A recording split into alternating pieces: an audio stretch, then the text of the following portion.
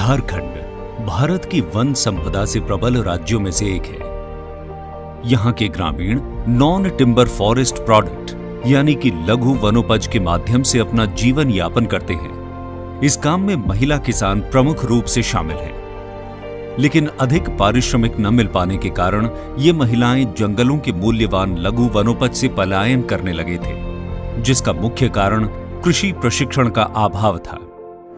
ग्रामीण विकास मंत्रालय ने गांव की महिला किसानों को लघु वनोपज से जोड़े रखने के लिए वन सखी योजना की शुरुआत की, जिसका मुख्य उद्देश्य लघु वनोपज जैसे इमली, मशरूम, लाख, कोकून इत्यादि के संग्रहण एवं बिक्री को आजीविका का प्रमुख जरिया बनाना है।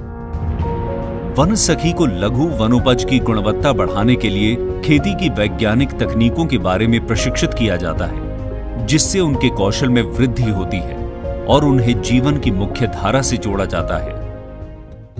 झारखंड के चाईबासा में असन और अर्जुन के वृक्ष अधिक पाए जाते हैं, जिससे यहाँ कोकून की खेती पारंपरिक खेती में से एक है।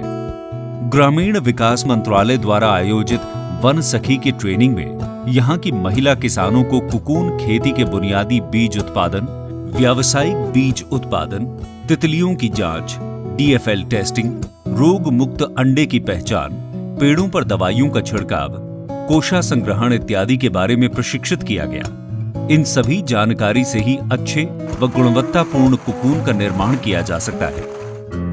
दासमती इन्हीं वन सखी में से एक है। दासमती के ससुर भी कोकून की खेती करते थे, लेकिन अच्छे कोकून उत्पादन न करने के कारण उन्होंने इसकी खेती करना छोड़ दिया। दासमती ने परिवार की पारंपरिक खेती को सक्रिय रखने का फैसला किया। वन सखी की ट्रेनिंग से प्राप्त हुई जानकारी से दासमती ने सभी वैज्ञानिक तकनीकों को ध्यान में रखकर कोकून की खेती की, जिससे उसने उच्च गुणवत्ता वाले कोकून का उत्पादन किया। दासमती ने कोकून बैंक में सरकारी मूल्यों पर अपने कोकून को बेचा, जिससे उसे 24,000 से 30,000 रुपए तक की कमाई आसानी से हो जाती है।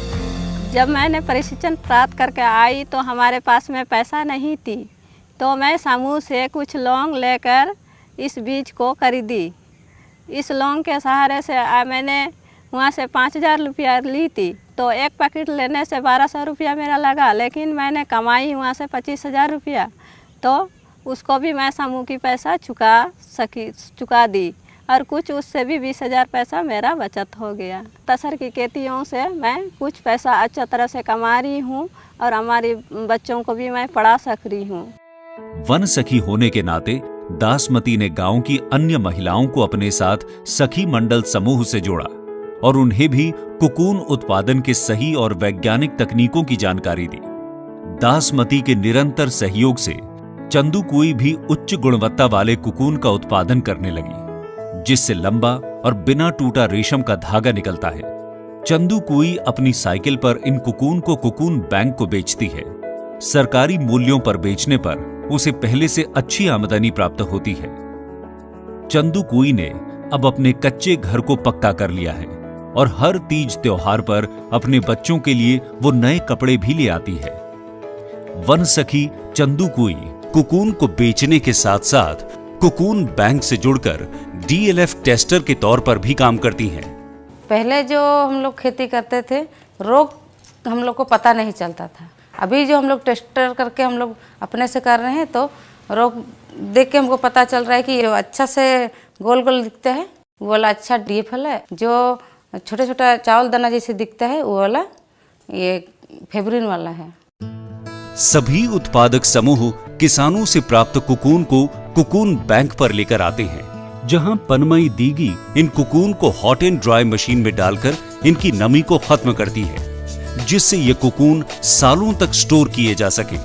कोकून ड्राई मशीन में सुखाने के बाद हम लोग धूप में सुखा देते हैं। धूप में सुखाने के बाद हम लोग उसको बोरा में पैक करके हम लोग फिर से उसको रैक वाइज में हम लोग रख देते हैं। कोकून खेती से भी हम लोग को पैसा मिलता है और कोकून बैंक में काम करने से भी हम लोग को पैसा मिलता है, और उसमें हम लोग का बदलाव बहुत ही अधिक आ गया है और उससे हम लोग का परिवार भी बहुत ही अच्छी तरह से चल रहा है। ग्रामीण मंत्रालय के वन सखी ट्रेनिंग प्रोग्राम के माध्यम से भारत में लघु वनोपज की गुणवत्ता व बिक्री में वृद्धि हुई है। वनों के आसपास रहने वाली ग्रामीण महिलाएं आज वनोत्पादों पर आश्रित हैं और आर्थिक रूप से स्वतंत्र व आत्मनिर्भर बन रही हैं।